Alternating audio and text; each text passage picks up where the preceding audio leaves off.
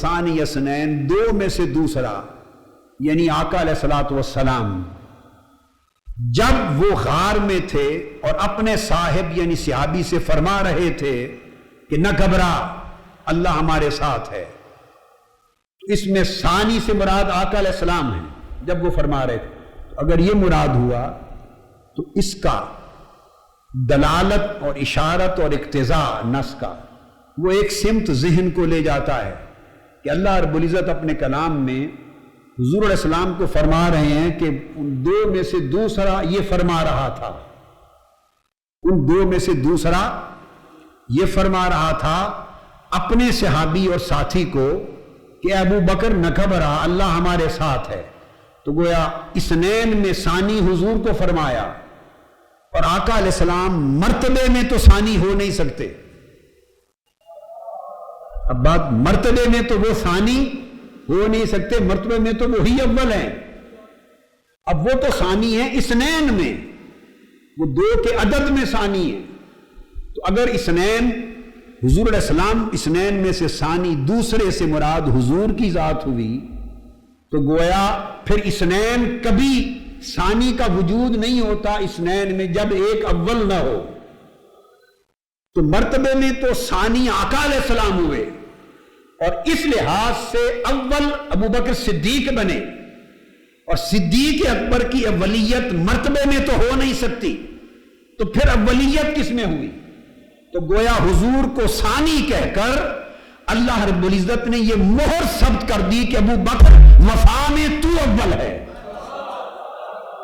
غلامی میں تو اول ہے، میرے محبوب کی خدمت میں تو اول ہے، میرے محبوب کی جانثاری میں تو اول ہے، اور میرے محبوب کی حفاظت میں سب کچھ لٹا کر چھوڑ کر آ جانے میں تو اول ہے، ہجرت میں تو اول ہے، وفا میں تو اول ہے، ایثار میں تو اول ہے، جانثاری میں تو اول ہے. مرتبے میں مصطفیٰ اول ہیں، اور جب ان کو ثانی کہہ دیا تو کوئی اول بھی تو ہوا نا اثنین میں. اول ابو بکر رہے، جب اول ابو بکر ہوئے تو وہ مرتبے میں تو اول ہو نہیں سکتے. اب ابو بکر وفا میں اول ہوئے، جب وفا میں اولیت صدیق اکبر کی ہوئی تو فضیلت کہاں سے کہاں جا پہنچی.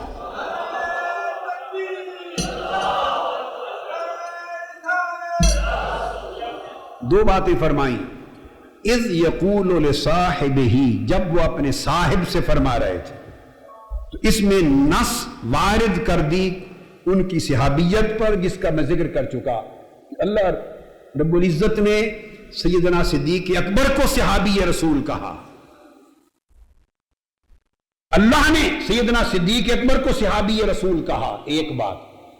اور صحابی رسول پھر اللہ نے کہا اور قرآن میں کہا، نزول قرآن کے دور اواخر میں کو کہا. اور اب اس صحابیت پر کوئی ناسخ آیت نہیں ہے، اس صحابیت پر کوئی ناسخ جو اس فرمان الوہیت میں جو کہ آپ کو صحابی قرار دے دیا گیا اس کا نسخ کرے. اب سیدنا صدیق اکبر کی شان صحابیت کے انکار کے لیے فرمان خدا سے بڑی دلیل چاہیے، قرآن سے کوئی بڑی دلیل چاہیے جو آپ کی صحابیت کا انکار کر سکے یا نسخ کر سکے. نہ خدا سے بڑا کوئی ہے، نہ قرآن سے کوئی بڑی دلیل ہے. سو جب قرآن نے دور اواخر میں آیات کے نزول میں ان کو صحابی کہہ دیا تو وہ پھر صحابی رہے، چونکہ صحابیت منسوخ نہیں ہوئی.